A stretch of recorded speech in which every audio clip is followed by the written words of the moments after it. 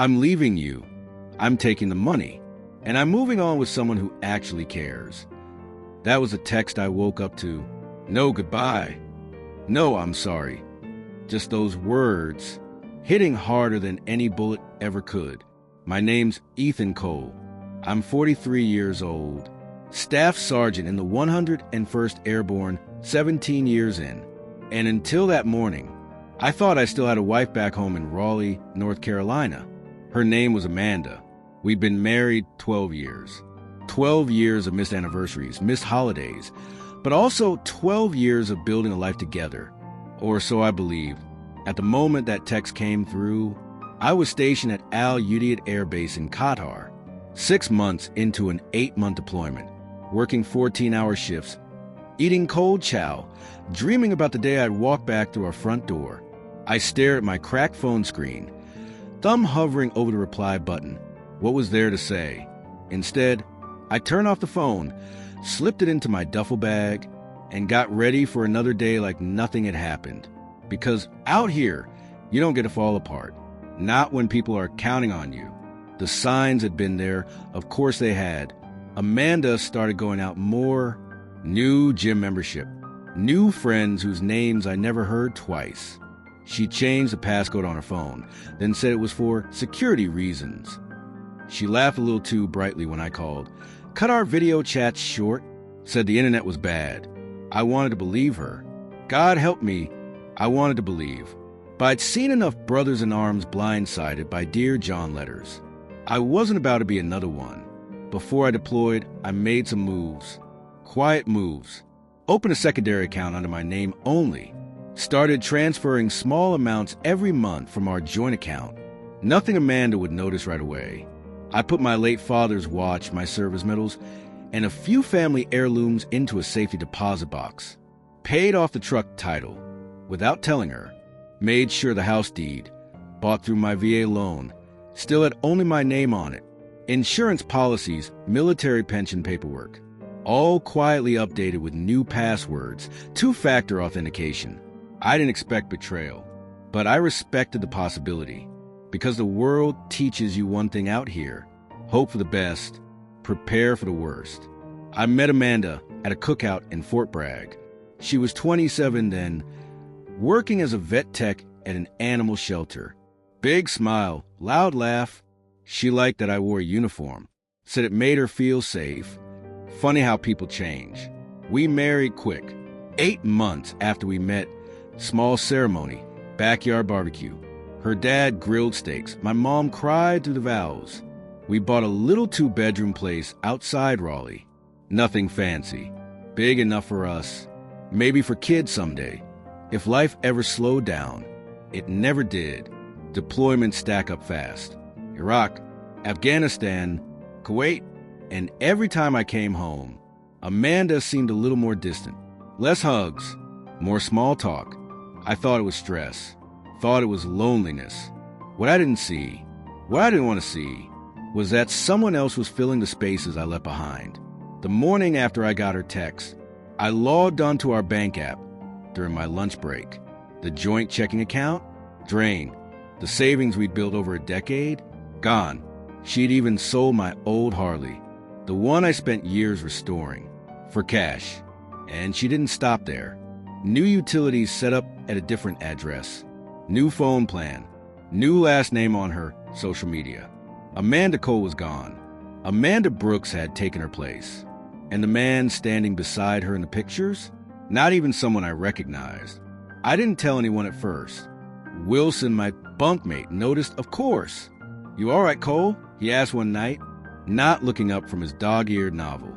"Yeah," I lied. "Just tired." He nodded once.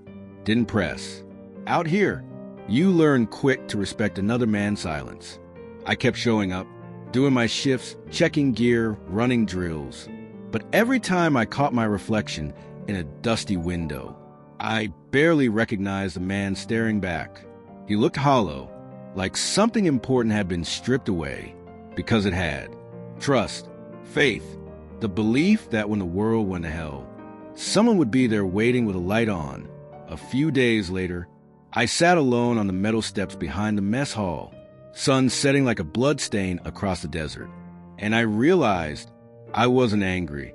Not really. I wasn't even heartbroken. What I felt was clean, like a slate wiped blank. Amanda thought she'd ended something, but what she didn't know, what she couldn't possibly understand, was that she'd freed me instead, freed me to rebuild, this time on my own terms, and I had just enough strength left to do exactly that. The first thing I did when I rotated back stateside was not call Amanda. It was drive straight to the storage unit on Eastfield Road, the one she didn't know about. Still there. My father's watch, my mother's silver locket, my deployment medals, untouched. I sat in my truck for a long time after checking the locks, letting the weight of it all settle. I'd lost a marriage. Sure, but I hadn't lost everything. Not yet. The second thing I did was call James Rudd. We'd served together in Mosul before James got blown up by an IED and medically discharged. Now, he was a real estate attorney in Raleigh with a side practice helping guys like me, guys blindsided by betrayal. I told him everything over coffee at a grimy diner off Highway 64. Amanda's text, the empty accounts, the fake refinance I found flag in our mortgage. James didn't blink. You didn't fight this war for nothing, he said. You're not going to lose your house to someone who didn't even break a sweat. He laid out the battle plan, slow and methodical. First, file a fraud report with the county clerk's office because Amanda had forged my signature trying to sell the house. Second, put a lien on the property, freezing any sale attempts.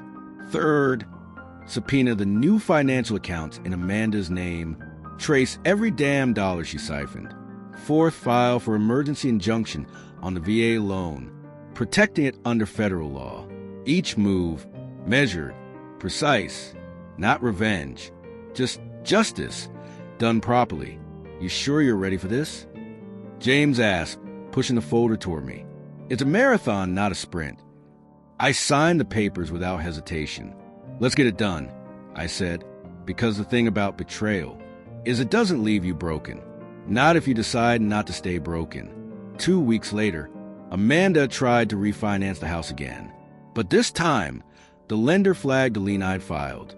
2 days after that, her new boyfriend, Kyle Mason, got pulled over driving my old Harley with no registration, no insurance, and methamphetamine tucked under the seat. That little mistake violated his parole, and Kyle went straight back to jail. Amanda texted me 3 times that week. Can we talk? I made mistakes, but we can fix this. Please, just meet me once.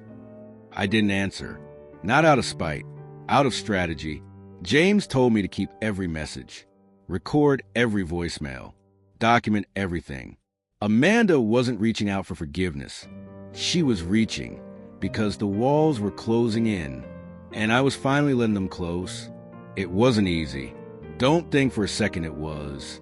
There were nights I sat in that crappy motel room, staring at the ceiling, wondering if it would have been easier just to walk away, start over somewhere new, where nobody knew my name, or hers.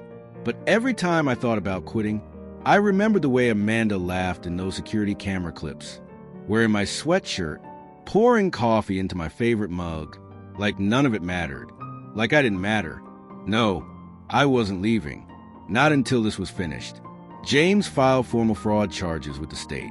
He also filed a motion in family court, not just contesting the divorce, but demanding full restitution of the stolen funds and sole ownership of the house. Amanda's lawyer tried to paint me as unstable, obsessive, vindictive. Didn't work because the evidence spoke louder than any insult ever could. Emails, bank transfers, security footage, forged documents, all lined up neatly in a row, like dominoes waiting to fall. The court hearing was scheduled for 3 weeks out. In the meantime, James suggested one more move. You still have access to the home security feed? I nodded. Good, he said. Keep an eye on things. You might catch something useful. So every night after work, I'd sit in my truck in the Walmart parking lot, phone propped against the dash, watching the feed. At first, it was nothing. Amanda coming and going, Kyle's friend dropping by, trash piling up on the porch. But then, 3 nights before the court date, I saw it. Amanda meeting with a real estate agent, a handshake, a clipboard, a set of keys exchanged, and on the listing sheet, barely visible in the camera angle, a forged power of attorney, supposedly signed by me, giving Amanda the right to sell the house without my consent. I took screenshots, saved video clips, emailed them to James within the hour. "This is game over," he replied. And for the first time in months, I allowed myself to believe him. Maybe, just maybe, the man who got left in the desert was about to win after all.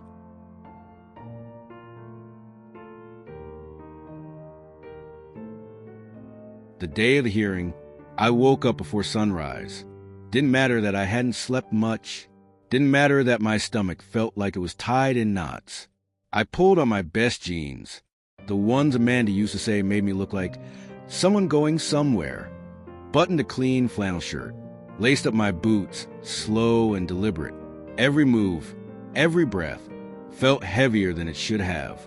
But it was time. No more hiding. No more waiting. Time to finish what she started. James met me outside the courthouse, a thick file tucked under his arm. "You ready?" he asked. I nodded.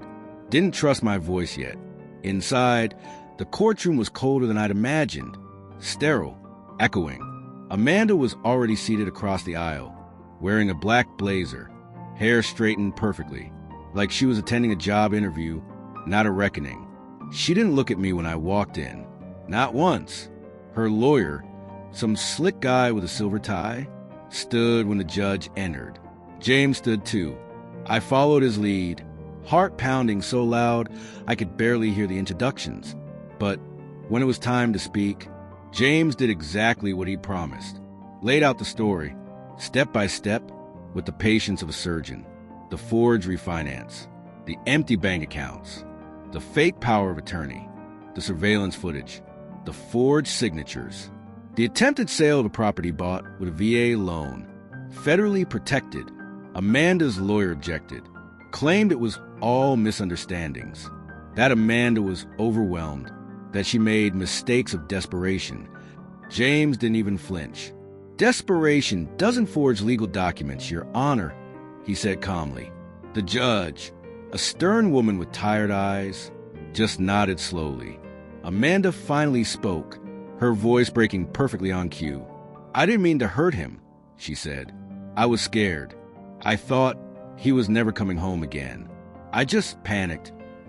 I watched her closely, the tremble in her hands, the way her eyes glistened at just the right moments. Maybe it was real, maybe some of it wasn't.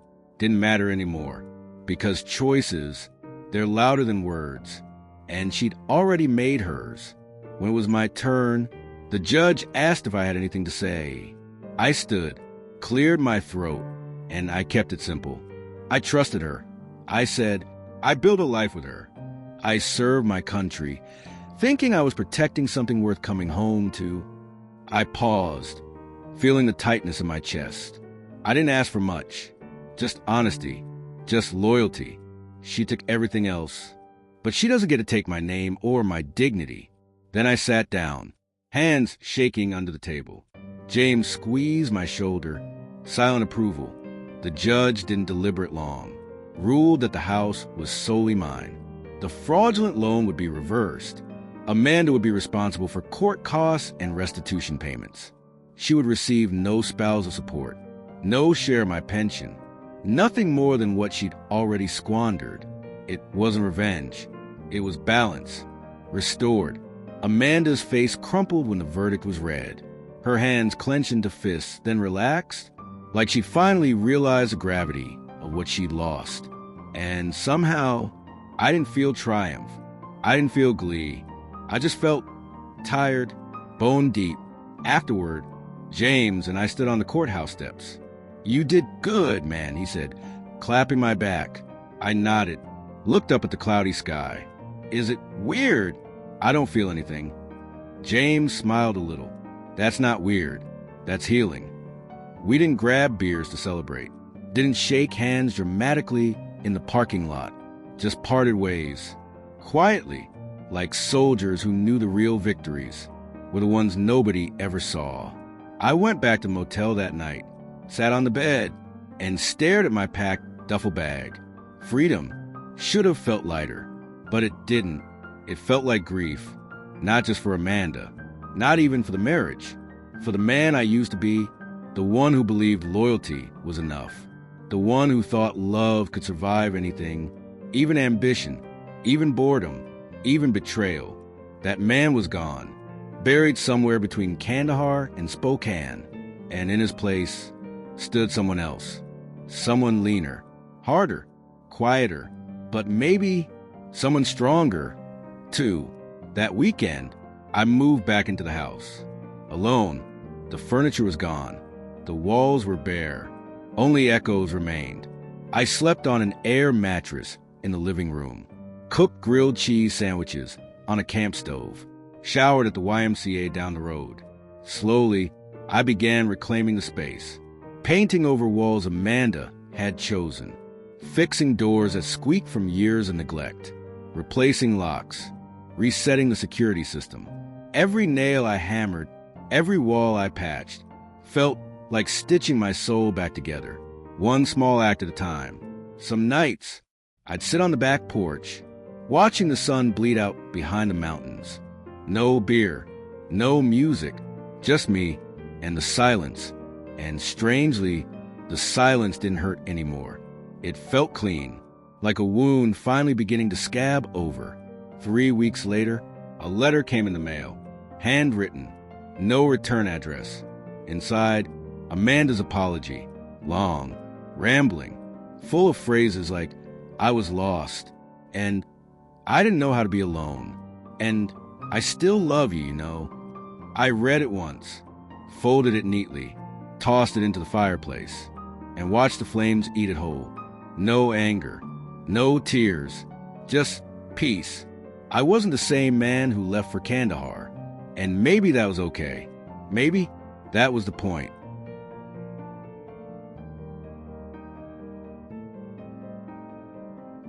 Two months later, I found myself standing in the same courthouse, but this time I wasn't there for Amanda. This time, I was there for me. James had been working quietly behind the scenes, piecing together everything Amanda had tried to hide. Turned out the refinance wasn't the only thing.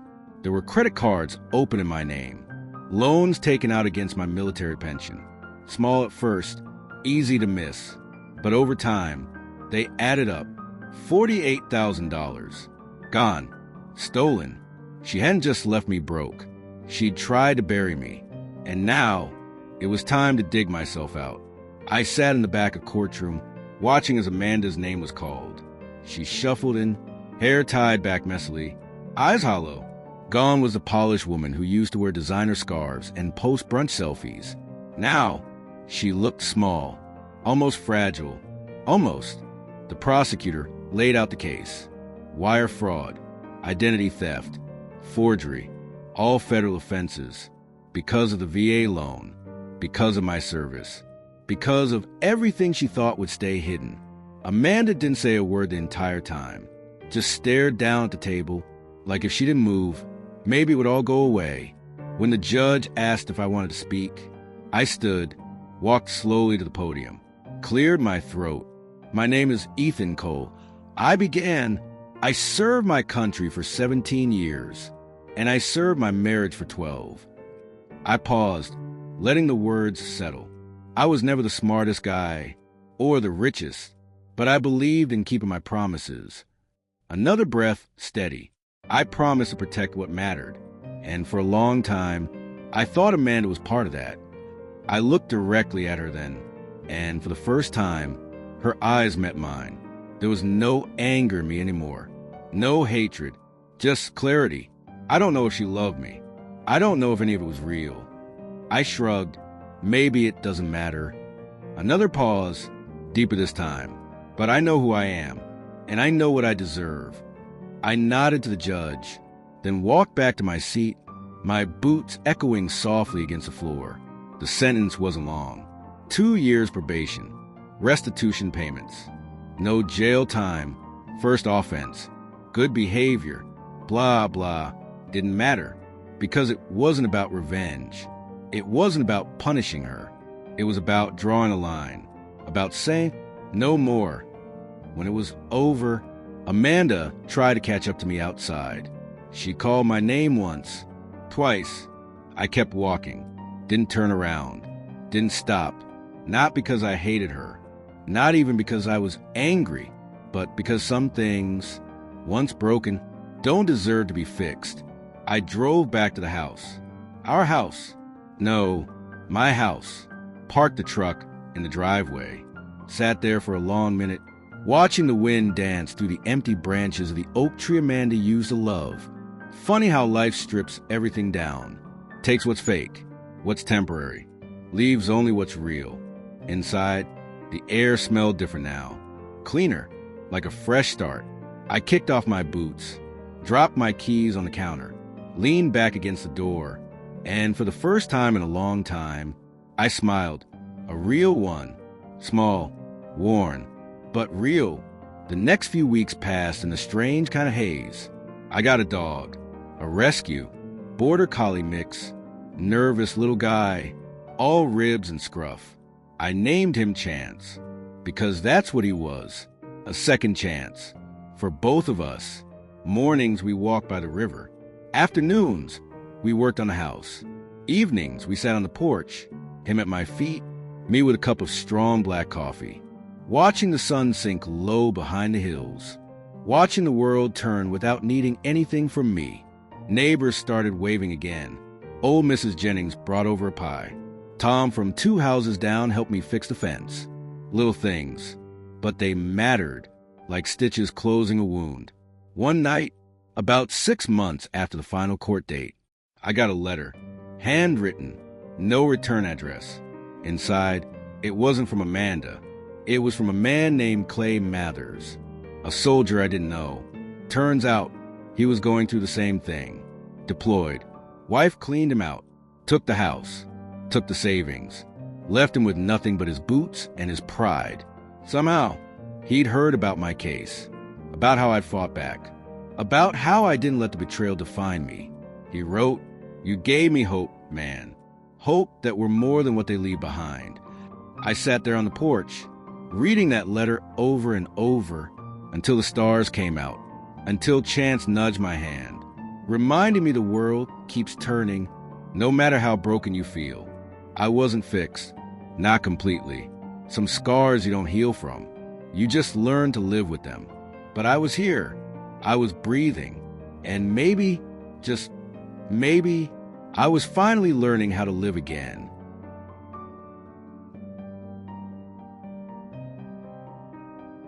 A year later, I was still in that same house. But it didn't feel like her house anymore. It felt like mine. The walls were a different color now. Warm earth tones instead of cold grays. The furniture was simpler, heavier, built to last. No more delicate decorations. No more empty candles sitting on the shelves for show. Every inch of this place told the story of survival, of rebuilding, of starting over. Chance had grown too. Filled out, muscles under his scruffy coat. Eyes sharper, brighter. We were alike that way. A little battered, a little slower, but still standing.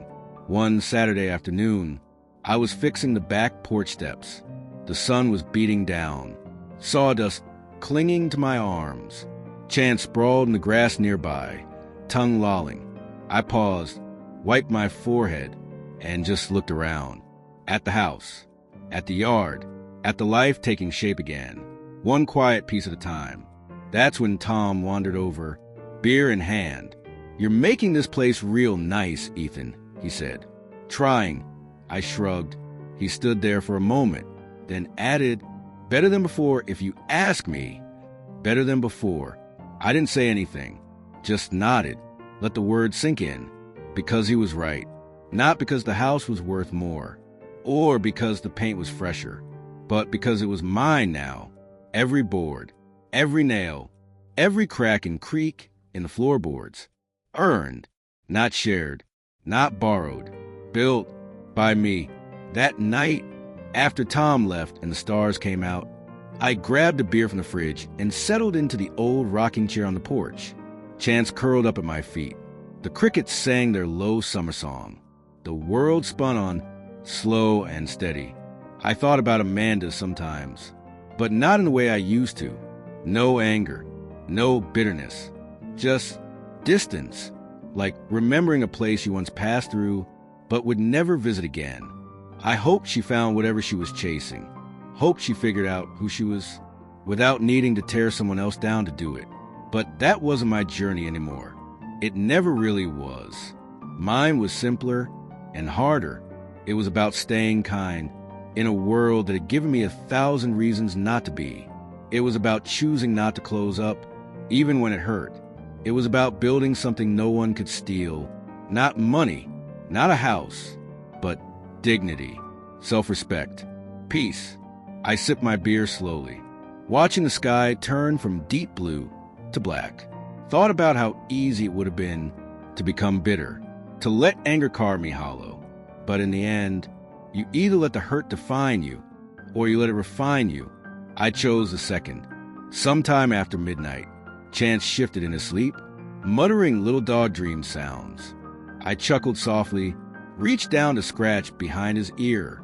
"We're gonna be just fine, buddy," I whispered, and for once, I believed it.